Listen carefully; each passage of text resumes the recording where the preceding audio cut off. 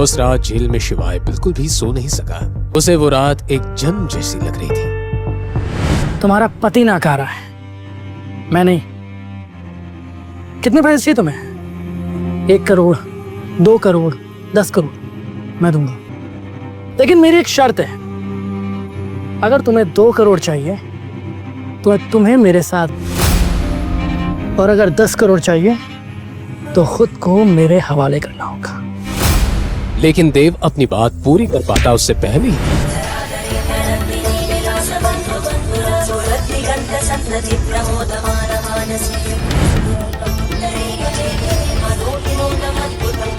All are mad, निकालो उसको बाहर।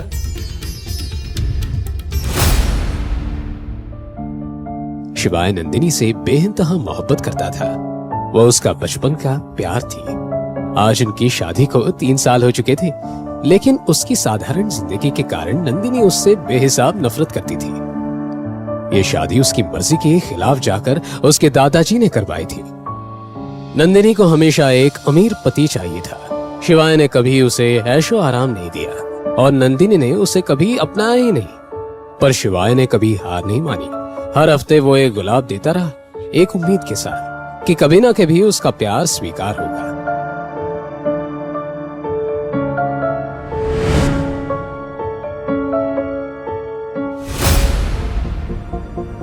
Hi Nandini. Oh, hi Riya. Wow, you are looking so pretty. Thank you. Jewellery पहनना भूल गई क्या? ओह सॉरी, तेरा पति तो तुझे चप्पल भी नहीं दिला सकता, तो ज्वेलरी तो बहुत दूर की बात है। खैर देख, मेरे पति ने कल ही मुझे 3 करोड़ का नेकलेस दिया है। सही लग रहा है ना? Very nice. Yeah.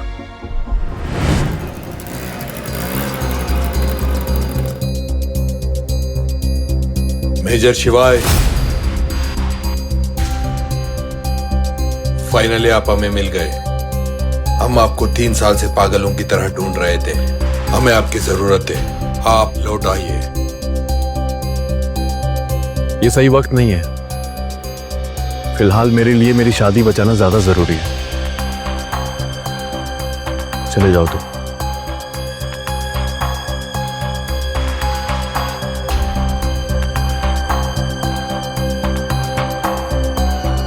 ये देखो तो कौन आया, नंदिनी का पति। यार जो भी बोलो, इसके हैंडसम लुक्स और इंटेंस आंखों का जाल, seriously too hot to handle. Hotness का अचार डालेगी क्या?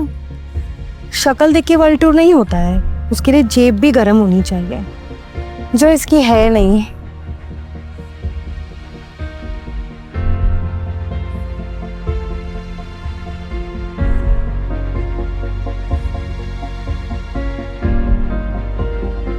नंदिनी,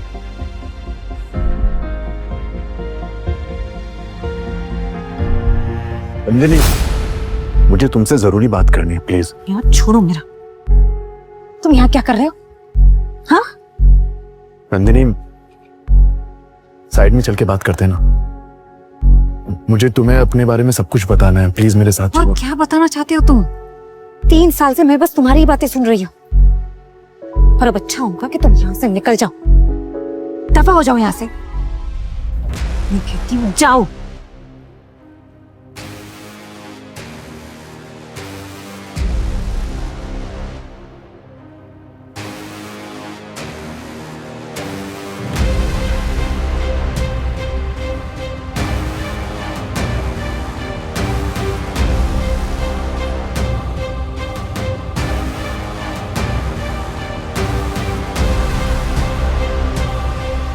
नंदिनी, नंदिनी,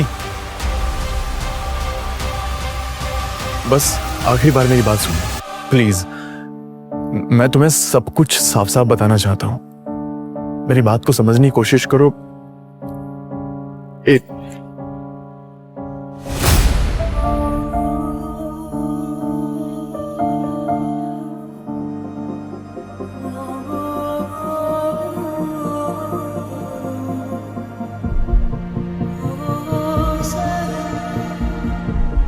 ये देख रहे हो तुम?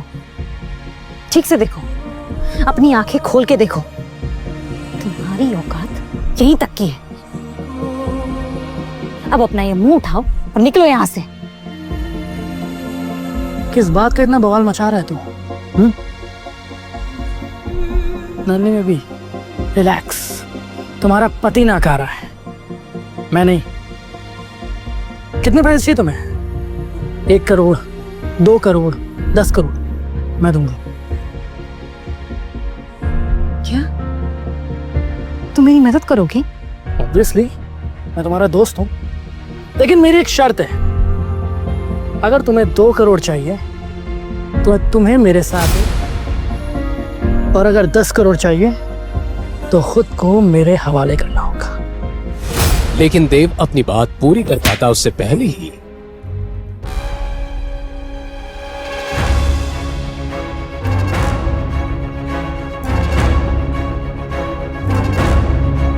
बेवकूफ आदमी, ये क्या किया तुमने? वो बेचारा मेरी मदद कर रहा था और तुम अभी के अभी माफी मांगो उससे। मेरी चप्पल भी उससे माफी नहीं मांगेगी। और तुम चलो मेरे साथ, चलो।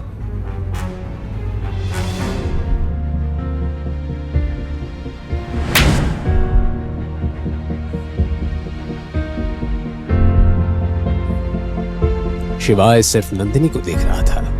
यकीन नहीं हो रहा था कि 3 साल से जिस लड़के के लिए वो जी रहा था वो इतनी लालची और एहसान फरामोश निकलेगी। ये 12 साल पुरानी नंदिनी नहीं हो सकती। इतनी मासूम और साफ दिल वाली लड़की इतनी घटिया कब बन गई? या शिवाय माहेश्वरी कौन है? मैं हूं शिवाय।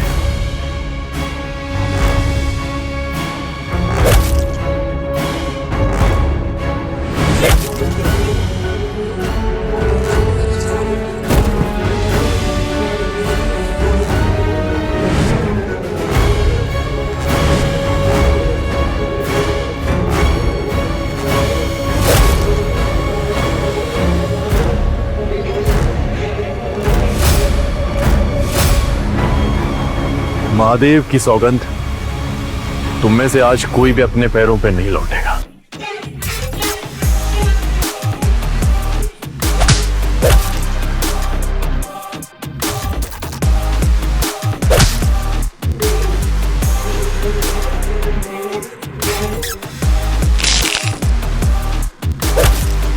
एक साथ बॉडीगार्ड्स को मारना मजाक नहीं था। सबको लगा शिवाय पागल हो गया है।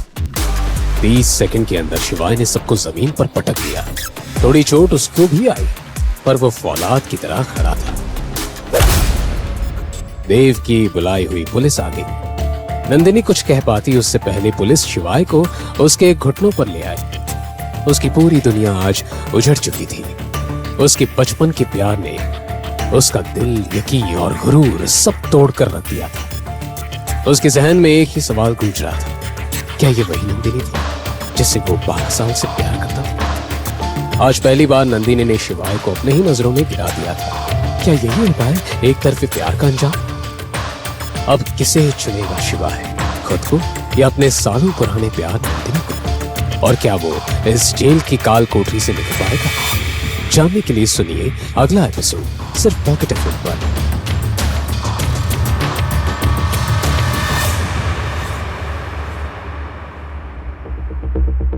दूसरी तरफ आधी रात को नंदिनी अपने घर पहुंची और गुस्से में तमतमाते हुए रेखा के कमरे का दरवाजा जोर जोर से नॉक करने लगी। मॉम, दरवाजा खोलो, यहाँ मेरी नींद उड़ी हुई है और अब चैन की नींद कैसे सो रही है? क्या बेटा, इतनी रात को चीख क्यों रही है?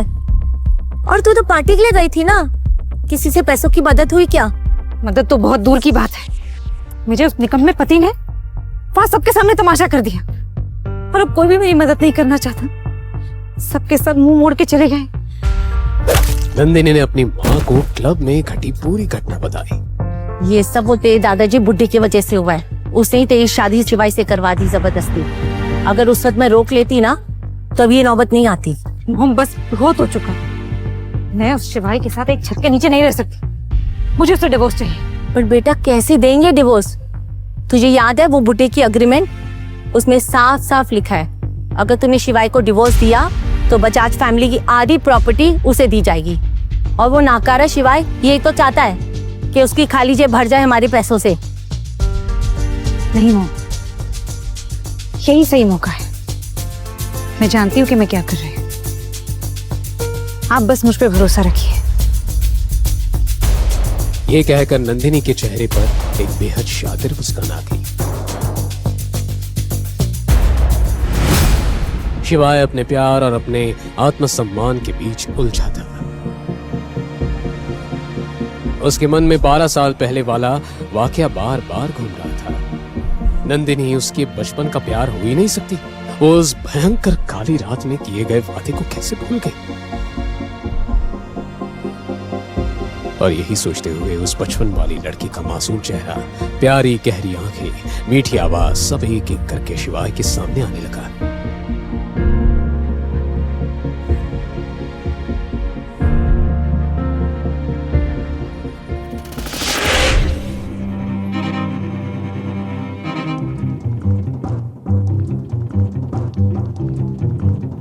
अगर नंदिनी मेरे बचपन का प्यार थे तो मैं उसे जाने कैसे दे सकता हूं।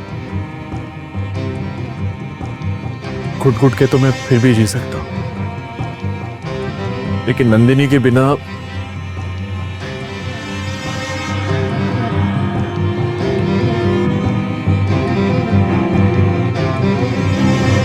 अगले दिन सुबह होते ही नंदिनी जल्दी से उठकर तैयार हो गई।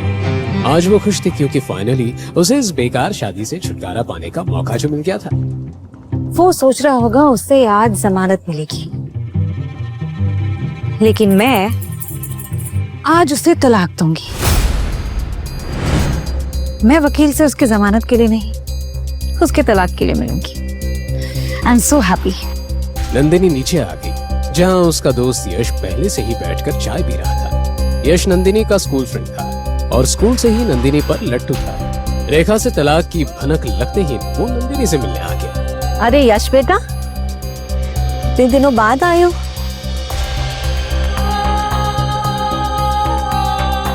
तो नंदिनी आई।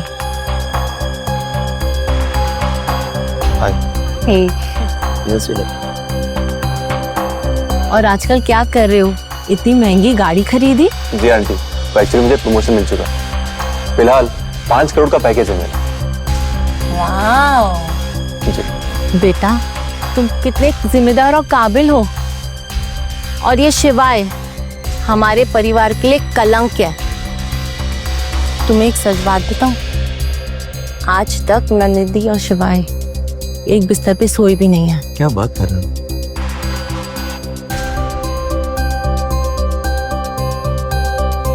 तो चले? हाँ श्योर। लेट हो रहा है ना?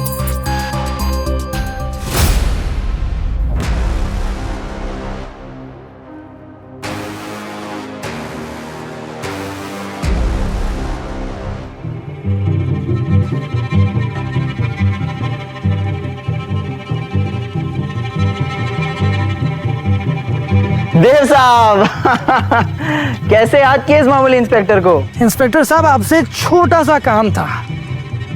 देव ने अपनी बेइज्जती का बदला लेने के लिए पुलिस स्टेशन कॉल किया और इंस्पेक्टर को रिश्वत देकर शिवाय को 3rd डिग्री टॉर्चर देने के लिए कहा।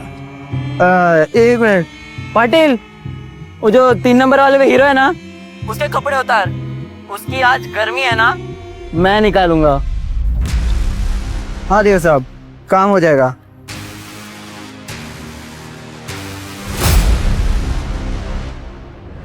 शिवाय एक शिव भक्त था।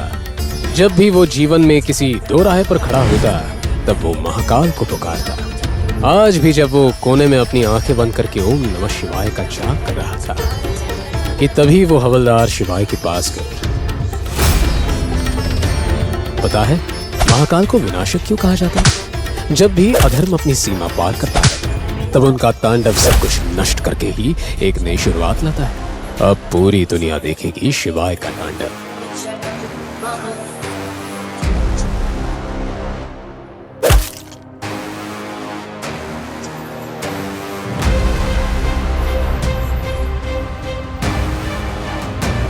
तभी इंस्पेक्टर के साथ 2 और हवलदार वहां आए और शिवाय को लाठियों से मारने लगे।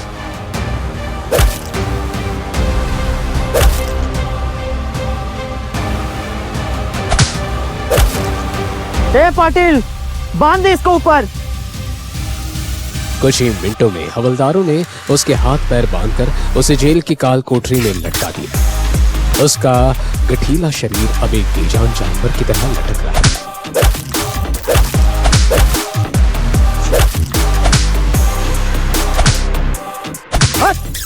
मार पाटिल।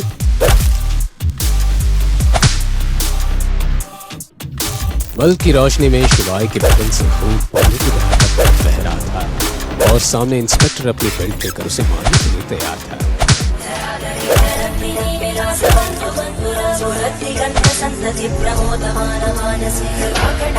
हवलदारों की इस हरकत को देखकर शिवाय एकदम शांत हो गया, पर यह एक बड़े तूफान के पहले वाली शांति थी। अचानक आजाद नगर पुलिस स्टेशन का माहौल बदल गया। तभी एक एसयूवी कार पुलिस स्टेशन के सामने आकर खड़ी हो गई।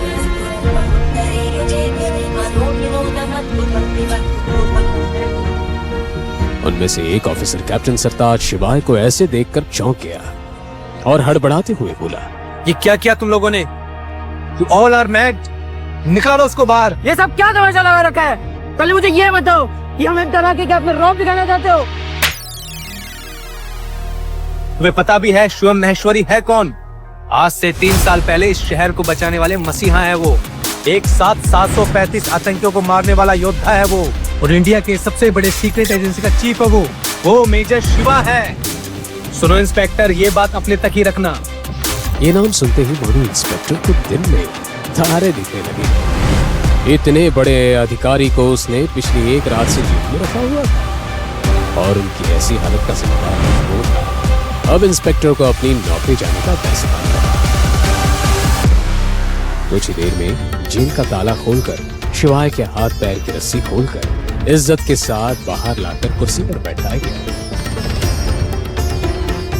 शिवाय के कपड़े फटे हुए थे, सर से लेकर पांव तक वो खून से लथपथ था। वो दोनों हवलदार शिवाय के खून को उसके शरीर से साफ करने लगे। 3 साल बाद सभी कमांडोज आज पहली बार शिवाय को देख रहे थे। सर, हमने आपको कहाँ नहीं ढूंढा और आप यहाँ थे। हमें कल पता चला आप इस हालत में हैं, इसलिए मैं पूरी बटालियन को लेकर यहाँ आया हूँ आपको लेने। आई एम सॉरी सर, हम लेट। नहीं कैप्टन, तुम एकदम वक्त पे आए हो। अभी हमें यहाँ से निकलना चाहिए। मुझे बजाज मेंशन ड्रॉप कर दो। इतना सब होने के बाद भी शिवाय नंदिनी के बारे में ही सोच रहा था। उसकी आंखों में कल रात की लगाई नंदिनी की आग दहक रही थी। शिवाय को वो आग बुझानी थी जो नंदिनी से मिलने के बाद भी बुझ सकती थी। शिवाय ने सबको वहां से वापस जाने का ऑर्डर दिया। Platoon fall back.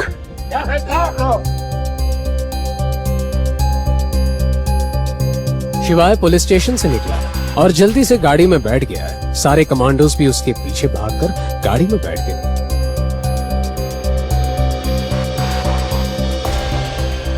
शिवाय के बगल में बैठे कैप्टन सरताज ने पूछा, मेजर, आप पूरी रात जेल में क्यों रहे? आपने हमें फोन क्यों नहीं किया? अपनी कद्र करना कैसे सीखता सरताज? फिर एक रात वहां नहीं बिताता तो। लेकिन अब सब कुछ ठीक हो जाएगा। और ये रात मेरे लिए हमेशा यादगार रहेगी। उसे नंदिनी से कोई उम्मीद नहीं थी, पर फिर भी उसके कड़वे शब्द सोचते ही उसके बदन में सिरहन दौड़ गई। मुझे आपसे कुछ इंपॉर्टेंट बात करनी है। आपको याद होगा मेजर, आज से 5 साल पहले हमने एक समझौता किया था जेएनके में गैर कानूनी मामलों को लेकर, लेकिन अब मिशन पूरा नहीं कर पा रहे हैं। वहाँ के गैर कानूनी संगठनों ने समझौता तोड़ दिया है। वो हम पर कभी भी हमला कर सकते हैं। हमें आपकी जरूरत है मेजर, अब आपको वापस आना होगा। मैं वो 3 साल पहले वाली दुनिया छोड़ चुका हूं Sartaj. Now I am a common man.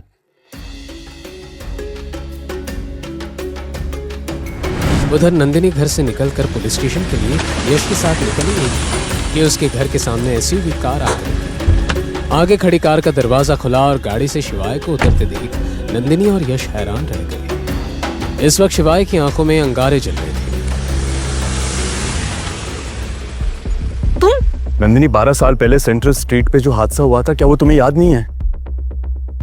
वो किडनैपिंग, वो बर्थडे, कुछ भी याद नहीं है तुम्हें? तुम पागल हो गए हो कि उस दिन मार खा के तुम्हारे दिमाग पे भी चोट लगी है? और तुम बाहर कैसे? किसने करवाई तुम्हारी बेल? हाँ, क्यों, क्या, कैसे?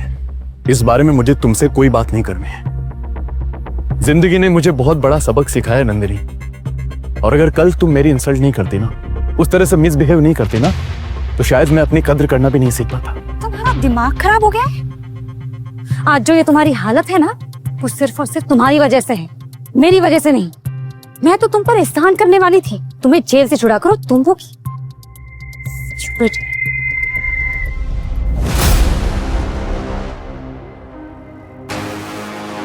मुझे तुमसे तलाक चाहिए नंदिनी, क्योंकि तुम वो लड़की नहीं हो जिससे मैंने प्यार किया था। डिवोर्स की बात सुनते ही सब शॉक हो गए। शिवाय नंदिनी से तलाक चाहता था। नंदिनी की ईगो बुरी तरह हट गई। उसने गुस्से से कहा, क्या कहा तुमने? तुम मुझे तलाक दोगे? मैं तुम्हारी औकात से कई गुना ज्यादा ऊपर हूं, समझे तुम? और तुम बाहर कैसे आए? तुम्हारी बेल किसने करवाई? बड़े लोग थे वो जो इसे यहाँ तक लेकर आए और इसे घर छोड़ा।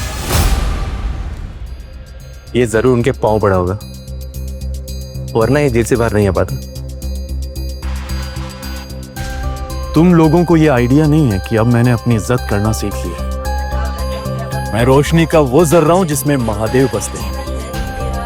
और ये बात भी सही है, अगर मैं खुद अपनी इज्जत नहीं करूंगा तो ये जमाना मेरी इज्जत क्या करेगा।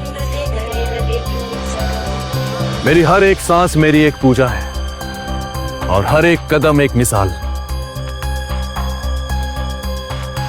और अब तुम देखते रहना, बहुत मजा आने वाला है। तुम होते कौन हो मुझे ये सब कहने वाले? पूरा इंदौर जानता है कि तुम्हारी क्या औकात है। आए बड़े मुझे सच्चाई पे लेक्चर देने वाले। हाँ, मैंने अपनी इज्जत खोई है, तुम्हारे सामने, तुम्हारे परिवार के सामने, और यहां तक कि पूरे शहर के सामने। ये मेरी गलती थी, लेकिन तुम्हें मेरा प्यार दिखाई नहीं दिया नंदिनी। मैं तुम्हारे लिए छोटे छोटे एफर्ट्स करता था, तुम्हें कुछ भी दिखाई नहीं दिया। तुम्हें क्या लगता है नंदिनी, मुझे मजा आता है लोगों की गालियां सुनने में? मैंने तुमसे सच्चा प्यार किया था, लेकिन तुम्हें वो नहीं दिखा। तुम्हें सिर्फ वो दिखा जो तुम्हारी मां ने तुम्हें दिखाया, जो इस शहर ने तुम्हें दिखाया। तुम मेरे प्यार को कभी समझ ही नहीं पाई नंदिनी, कभी नहीं। लेकिन महाकाल की सौगंध, अब मैं खुद की नजरों में और जलील नहीं होना चाहता। शिवाय पिछले एक दिन में इतना कुछ झेल चुका था कि उसके अंदर आत्मा का दर्द उसके शरीर के दर्द से ज्यादा था। पर वो जलील लोग उसकी इस हालत के बारे में कुछ भी नहीं सोच रहे थे। मुझे तुम्हारा प्यार कभी चाहिए ही नहीं था। पहले दिन से मैं तुमसे नफरत करती थी। पता नहीं दादाजी को क्या नजर आ गया तुमने, तो तुमसे जबरदस्ती शादी करवा दी। और क्या कहा तुमने? छोटे छोटे एफर्ट्स क्या थे? लास्ट गिफ्ट तुमने मुझे एक नकली पर्ल का नेकलेस दिया था। नकली था वो, सुन रहे हो? मुझे बस तुमसे छुटकारा चाहिए। छुटकारा जरूर मिलेगा नंदिनी, क्योंकि अब तुम्हें ये इंसान जो मिल गया है। शिवाय ने यश की तरफ इशारा करते हुए नंदिनी से कहा, जो तुम्हें वो सब कुछ देगा जो मैं कभी नहीं दे पाया। तुझसे ज्यादा खुश रखूंगा इसे। और यू नो व्हाट, मेरा स्टैंडर्ड बहुत हाई है। मैं तुम जैसों के मुंह ही नहीं लगता। अगले फिर नंदिनी का बर्थडे है, देखना मैं नंदिनी की इतनी बड़ी सरप्राइज पार्टी ऑर्गेनाइज करने वाला हूं ना कि सब देखते रह जाए। तभी तीखी नोकझोंक के बीच रेखा भी वहां आ गई और नंदिनी के हाथ पकड़कर उसे अंदर ले गई। भिखारियों के मुंह नहीं लगते नंदिनी, चलो।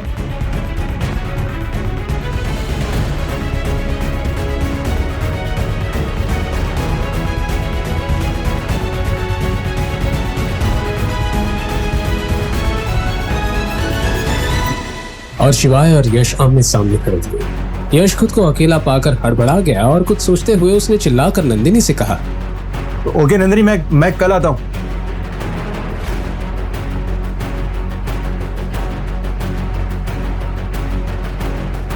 कल डिवोर्स के लिए रेडी रहना, और हाँ, अपनी बात से मुकर मत जाना। वहीं खड़ा सोचता रहा कि क्या सच में पैसों में इतनी ताकत होती है कि वो किसी भी इंसान को बदल सके? क्या आज के समय में किसी को प्यार की कदर ही नहीं रही? लेकिन शिवाय हार मानने वालों में से नहीं था। वो इन सवालों का जवाब ढूंढ कर ही रहेगा। आखिर शिवाय था तो खिलाड़ी ही, ना हारने वाला जाबाज खिलाड़ी।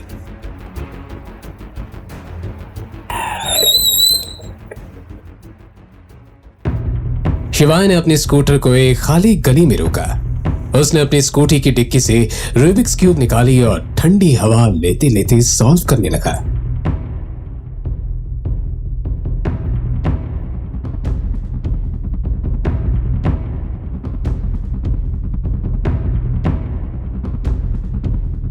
तभी उसकी आंखों में एक चमक आ गई। उसे रास्ता मिल चुका था।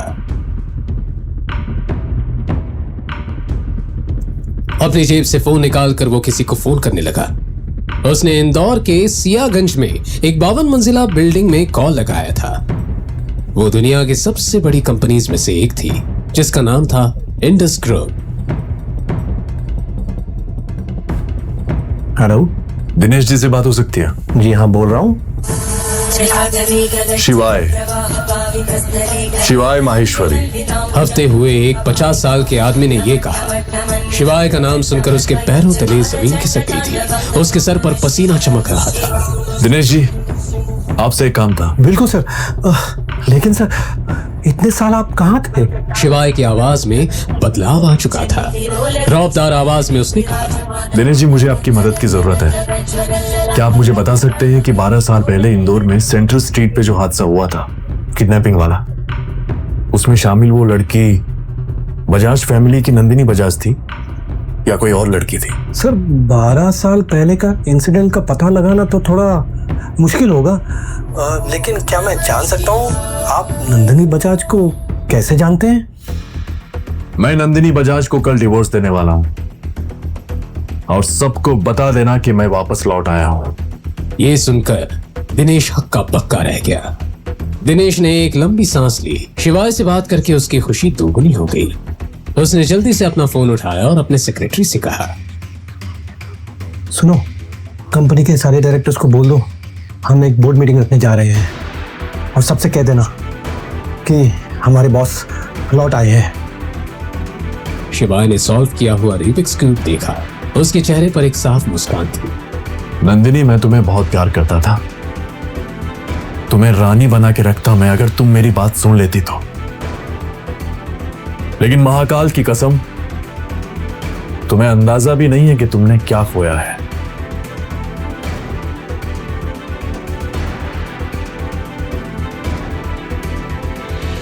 आगे आगे देखो होता है क्या। खेल तो अब शुरू हुआ है।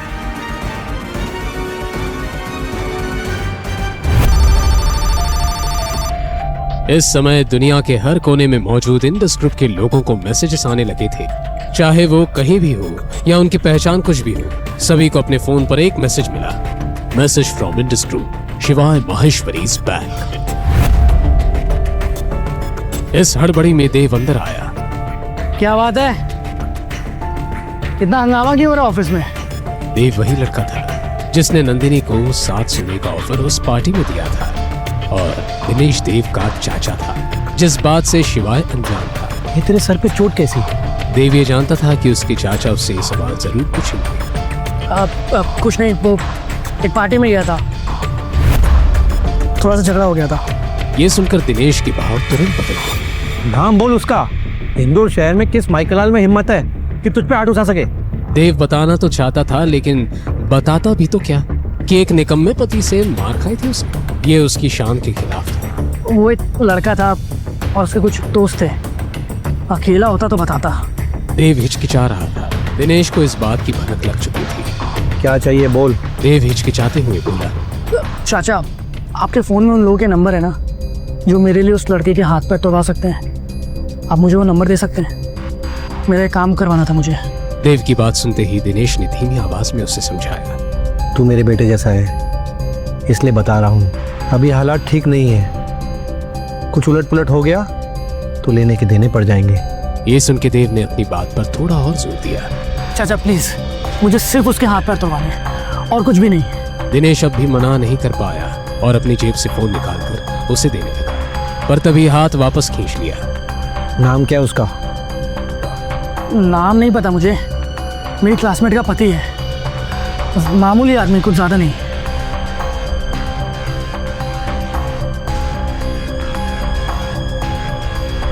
एक बात और,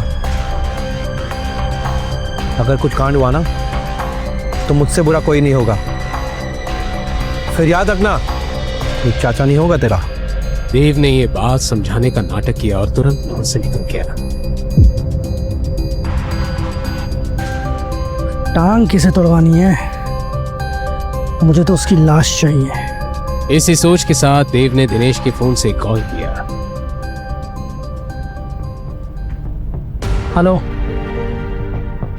एक आदमी की सुपारी देनी है, सीधा लाश चाहिए, बदले में 20 लाख रुपए दूंगा। देव ने फोन कट किया। पुलिस से तो बच गया, अब हेडशॉट से कैसे बची? उसको क्या मालूम था कि वो किससे भिड़ रहा था। अपने कर्मों से अनजान देव मुस्कुराता हुआ वहां से निकल गया। वहीं दूर ग्वालियर राजमहल से एक गाड़ी इंदौर के लिए निकल चुकी थी। राजगुरु को उनके बॉडीगार्ड ने कहा, सर कल के सफर का इंतजाम हो चुका है, हम सुबह 9 बजे इंदौर पहुंच जाएंगे। आज राजगुरु की आंखों में आंसू थे। बॉडीगार्ड ने आंसू देखकर राजगुरु से पूछा, क्या हुआ सर, कुछ बात है क्या? आपकी आंखों में आंसू? जब से शिवाय को देखा तब से खुशी के ये आंसू थम नहीं रहे हैं। इतने सालों से इंतजार था इस पल का, 3 साल हो गए उसे देखे बिना, और अब कल उसे देखना नसीब होगा। जय महाकाल, जय महाकाल की जय।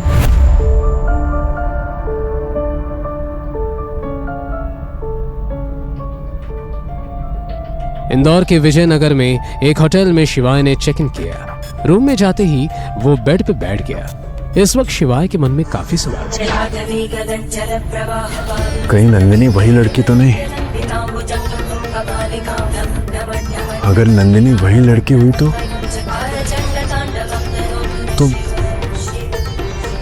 कैसे अपना पाऊंगा मैं उसे? मेरी इज्जत का क्या होगा? सही कर रहा हूं या गलत, कुछ समझ में नहीं आ रहा मुझे।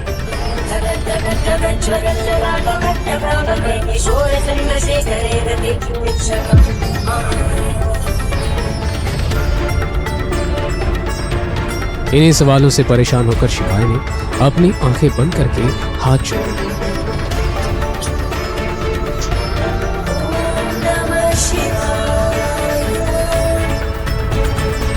ओम नमः शिवाय,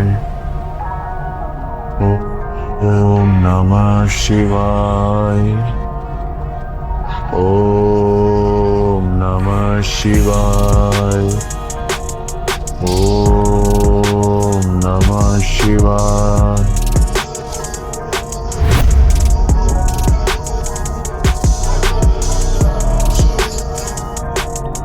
हे महाकाल, मैं सब आप पर छोड़ रहा हूं। फिर आंखें खोल के उसने कहा,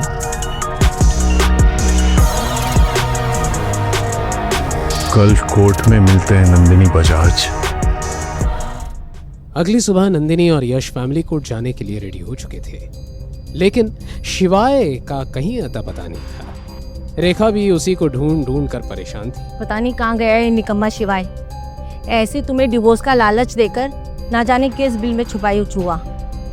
छोड़ो ना मॉम, यहाँ नहीं तो वहाँ आ जाएगा।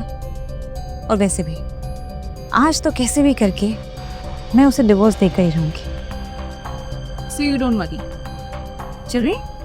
यस।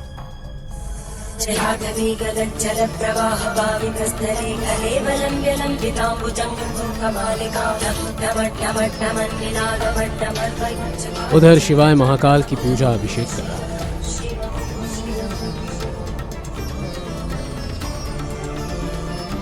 पूजा के बाद उसने जमीन को छूकर साष्टांग प्रणाम किया और मंदिर से बाहर निकल गया। आज उसके चेहरे पर ऐसा तेज था जो उसने जिंदगी में कभी महसूस नहीं किया था। जिन लोगों ने अभी तक उसे धुतकारा था, अब वो उन सब लोगों को बता देना चाहता था कि असली शिवाय कौन था। इधर दूसरी तरफ बजाज फैमिली के सभी लोग और यश फैमिली कोर्ट पहुंच चुके थे और शिवाय का इंतजार करें। नंदिनी अपने वकील से बात करने चली गई थी। रेखा और यश दोनों अकेले ही रह गए थे। बेटा जी मेरी बेटी को खुश रख पाओगे ना? जी बिल्कुल, खुद से ही भरोसा करो। और वैसे भी मेरी कंपनी बहुत बड़ी बिजनेस डील करने वाली है, वो भी इंडस ग्रुप के साथ। तो आपको टेंशन लेने की कोई ज़रूरत नहीं है। एक बार वो डील फाइनल होगी, उसके बाद आपकी बेटी करोड़ों में मिलेगी। वाह, इंडस ग्रुप वो तो बहुत बड़ी कंपनी है। बेटा सच बोल, मुझे भी बहुत शौक था खेल कूद करने का, लेकिन मेरी उम्र की वजह से मैं करोड़ों का बोझ नहीं उठा पाती। बस लाखों से ही खुश हो जाऊंगी। क्यों नहीं, इधर आपकी बेटी मेरी हुई और उधर सब कुछ आपका। इतना सुनकर रेखा को तसल्ली हुई कि उसे फ्यूचर की चिंता करने की कोई जरूरत नहीं। दूसरी ओर शिवाय अपने वादे के मुताबिक कोर्ट पहुंचा और नंदिनी को उसके वकील के साथ देखा। उसे देखकर शिवाय के मन में एक अजीब सी उलझन मच गई। नंदिनी, आज आखिरी बार तुमसे पूछ रहा हूं, 12 साल पहले जो कुछ भी हुआ था, क्या तुम्हें सच में याद नहीं है? 12 साल तुम्हारी घिसी पिटी बातें सुनते सुनते ना मेरे कान पक गए। तो अपनी बकवास बंद करो और डिवोर्स पेपर्स पे साइन करो। नंदिनी ने शिवाय को ऑर्डर दिया और उसके सामने पेपर्स रख दिए, मानो उसे इस दिन का बरसों से इंतजार रहा हो। Don't do it, do it. Nandini, इस फटीचे को डिवोर्स देकर तुम बहुत अच्छा कर रहे हो। बजाज फैमिली के टुकड़ों पर पड़ने वाले अब तेरा क्या हुआ?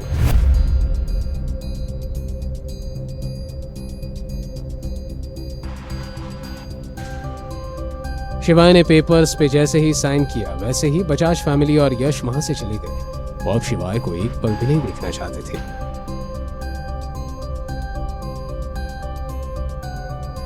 शिवाय कोर्ट के बाहर निकला ही था कि एक लग्जरी कार कोर्ट के सामने आकर रुक गई।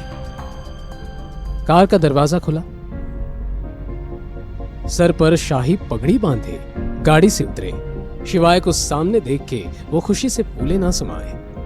शिवाय राजगुरु को देख खुश हुआ। शिवाय ने उनके पैर छुए।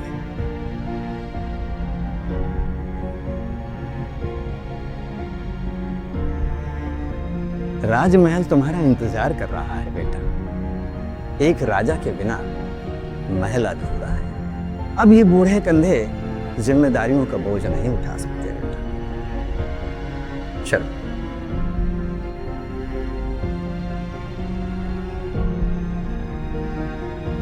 शिवाय मन में एक पहेली लिए अपने पुरानी दुनिया में वापस लौट रहा था। तभी फोन बजा। कॉल इंडस ग्रुप के दिनेश सिंह का था। जैसे जैसे फोन पर बात आगे बढ़ती गई वैसे वैसे शिवाय के चेहरे पर भाव भी बदलने लगे। फोन काट के शिवाय ने ड्राइवर से कहा, गाड़ी इंडस टावर ले दो जल्दी। राजगुरु ये सुन के खुश नहीं थे, लेकिन अब शिवाय ने बोल दिया तो बोल दिया। वो शिवाय की बात नहीं काट सकते थे। वहीं पिछली शाम शहर के बीचों बीच एक सीक्रेट क्लब के बेसमेंट में, जहां सभी तरह के लीगल काम होते थे, एक शानदार मीटिंग रखी गई जिसमें हत्यारे, शार्प शूटर्स और अंडरवर्ल्ड में नए भर्ती हुए लोग एक बड़े से हॉल में मौजूद थे। आज से चाहे ईस्ट का मार्केट हो या वेस्ट स्ट्रीट, हम सभी को एक नाम याद रखना होगा, मेजर शिवा।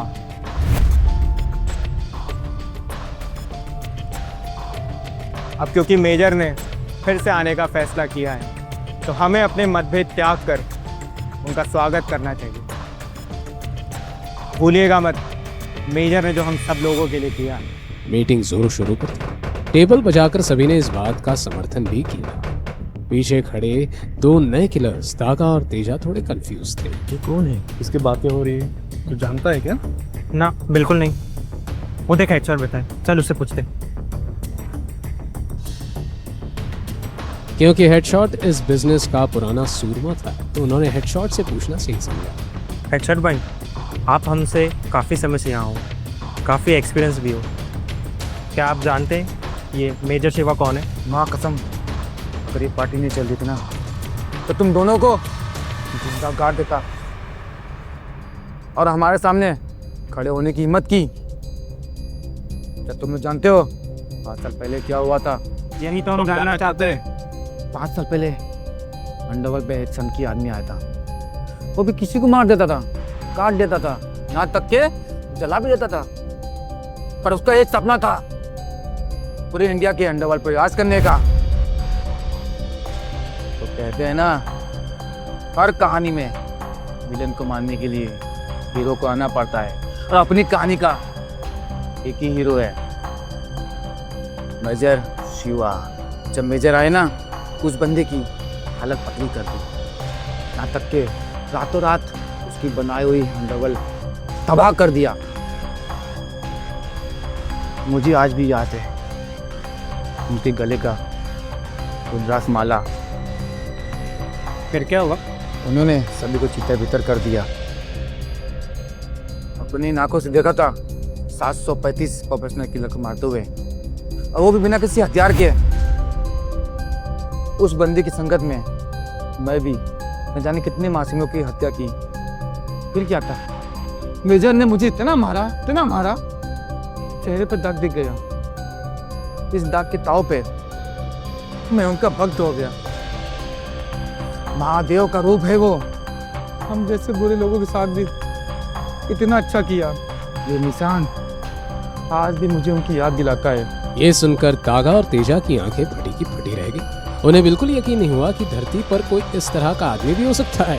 अच्छा, तुम्हें क्या लगता है तुम कुछ भी कहोगे हम और उस पर यकीन करेंगे? क्या तुमने देखा है उन्हें कभी? मिले हो कभी उनसे? उस अंधेरी काली रात में एक अकेला शेर सभी की दिलों पे भारी पड़ा, समझे? निकले यहां से।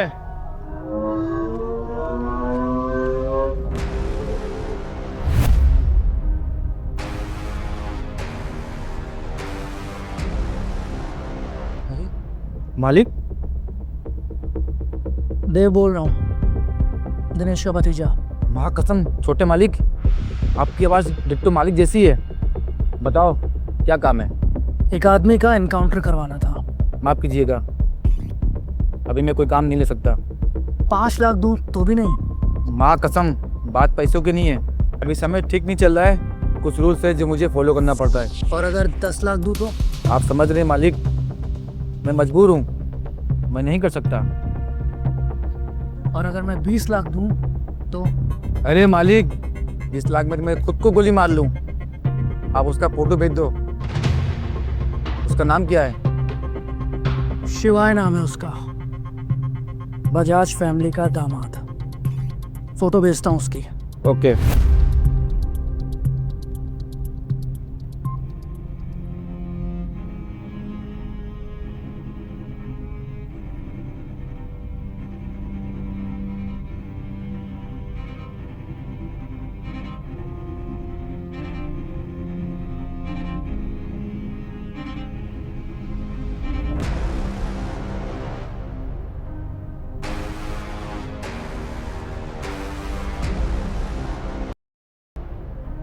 वो भी एक नाइट क्लब में। मुझे एड्रेस बताओ उसका। शहर से बाहर थंडर नाइट क्लब के अंधेरे कमरे से एक लड़की के चिल्लाने की आवाज आ रही थी। उस आवाज में दर्द छलक रहा था। क्या सच में वो लड़की वही थी जिससे शिवाय ने 12 साल पहले वादा किया था? और ऐसा क्या हुआ था उस लड़की के साथ कि शिवाय ने उसकी जगह नंदिनी से शादी कर ली? किसने बेचा था उस बदनसीब लड़की को और क्यों?